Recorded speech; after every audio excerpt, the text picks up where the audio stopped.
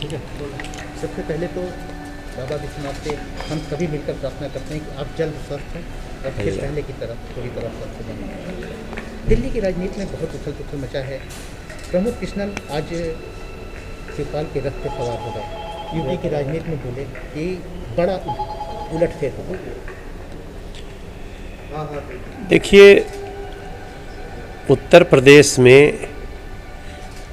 जिस प्रकार से उत्तर प्रदेश लोगों का विश्वास बढ़ा है भारतीय जनता पार्टी में, वो अपूर्व है।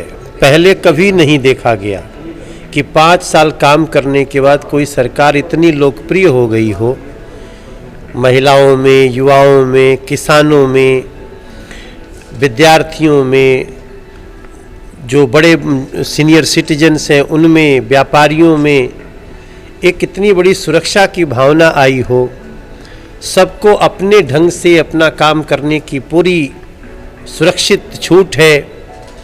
ऐसे में बहुत सारे लोग हैं जो पुरानी जो राजनीति चलती थी यूपी में ना, कि चुनाव का समय आएगा तो हम इनको डिरेल कर देंगे, इनको हटा देंगे, अब वो समय चला गया है। उत्तर प्रदेश की जनता का नरेंद्र मोदी जी और आदित्यनाथ योगी पे विश्वास है। सर, आज विजय रथ भी निकला है अखिलेश यादव का। वो दावा कर रहे हैं कि जैसे लंका जीता गया था वैसे ही अब उत्तर प्रदेश में एक बार फिर सरकार बनेगी। अब देखिए, ये बार बार इनको लंका ही याद आती है, क्योंकि लंका वालों को ज़्यादा देर लंका ही मन में चलती रहती है। अब भगवान राम का मंदिर बनने के लिए तो लोगों को गोलियों से उड़ा दिए, और लंका जीतने की बात जिह्वा पे आ गई, क्योंकि आज पूरा उत्तर प्रदेश जगा हुआ है। तो मैं स्पष्ट बता दूं कि जनता का मन, जनता का उल्लास, जनता का उमंग सब भारतीय जनता पार्टी के पास साथ है। अखिलेश ने कहा है कि युवाओं का पूरा जोश हमारे साथ है। 2022 में उनकी बंद मुट्ठी सपा के साथ खुलेगी और भाजपा बाहर हो जाएगी। अब अखिलेश जी को यही कहना भी चाहिए, और क्या कहेंगे। चुनाव के समय वो और क्या कह सकते हैं। पहले वो अपने परिवार को संभालें, फिर उसके बाद देखेंगे। प्रियंका गांधी ने यहाँ से आगाज किया है उत्तर प्रदेश चुनाव का। उन्होंने कहा कि लखीमपुर की घटना में जब तक गृह मंत्री, राज्य मंत्री इस्तीफा नहीं देते तब तक वो बिगुल फूके रहेंगे इसको लेकर के। देखिए, लखीमपुर की घटना में उच्च स्तरीय जांच हो रही है। जुडिशियल इंक्वायरी पार्टी के पास साथ है। अखिलेश ने कहा है कि युवाओं का पूरा जोश हमारे साथ है। 2022 में उनकी बंद मुट्ठी सपा के साथ खुलेगी और भाजपा बाहर हो जाएगी। अब अखिलेश जी को यही कहना भी चाहिए, और क्या कहेंगे। चुनाव के समय वो और क्या कह सकते हैं। पहले वो अपने परिवार को संभालें, फिर उसके बाद देखेंगे। प्रियंका गांधी ने यहाँ से आगाज किया है उत्तर प्रदेश चुनाव का। उन्होंने कहा कि लखीमपुर की घटना में जब तक गृह मंत्री, राज्य मंत्री इस्तीफा नहीं देते तब तक वो बिगुल फूके रहेंगे इसको लेकर के। देखिए, लखीमपुर की घटना में उच्च स्तरीय जांच हो रही है। जुडिशियल इंक्वायरी शुरू हो गई। किसने किया? सरकार ने ही कहा, न्यायाधीश से जांच होगी।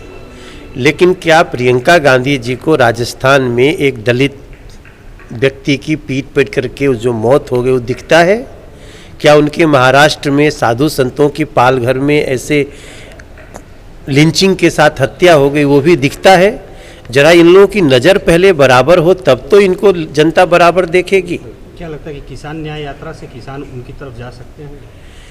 किसानों को पहली बार जिसने जीवन दिया, जिसने खाता में पैसा दिया, जिसने उनको बेघर को घर दिया, जिसने उनके घर में शौचालय बनाया, वो भारतीय जनता पार्टी की तरफ किसान देख रहा है।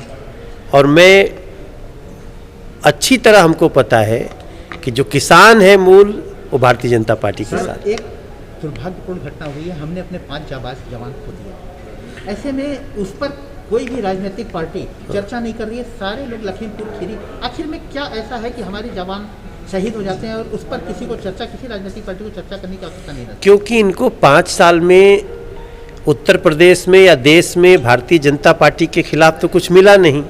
अब लखीमपुर की घटना जिसमें स्वयं सरकार ही जांच करा रही है, न्यायिक जांच करा रही है, उसमें जो भी दोषी होगा वो बच नहीं पाएगा।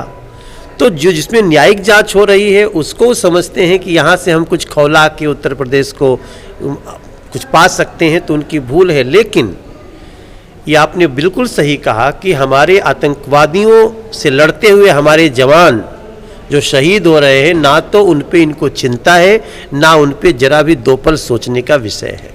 आप घायल भी हो गए हैं, क्या लगता है कि फिर आप जाएंगे तो उसको फिर एक मुद्दे की तरह उठाएंगे? देखिए, मैं बहुत तकलीफ़ में आज काशी आया हूँ। मेरे कान में बड़ी तेज़ चोट लगी है। आज हम लोगों ने छठ पूजा को जो दिल्ली में बैन किया गया, उसके खिलाफ सड़कों पे करीब 15,000 लोग सड़कों पे निकल गए। उसमें पानी का बौछार हो गया, वो मेरे ऊपर पड़ गया, मैं डिसबैलेंस होके गिर गया। लेकिन उसके बाद भी मैं अपने कमिटमेंट पे हूँ। हमें हमारे डॉक्टरों ने गले में लगाने के लिए भी दिया कि फ़्लाइट से उतरने जाने में कुछ दिक्कत ना हो।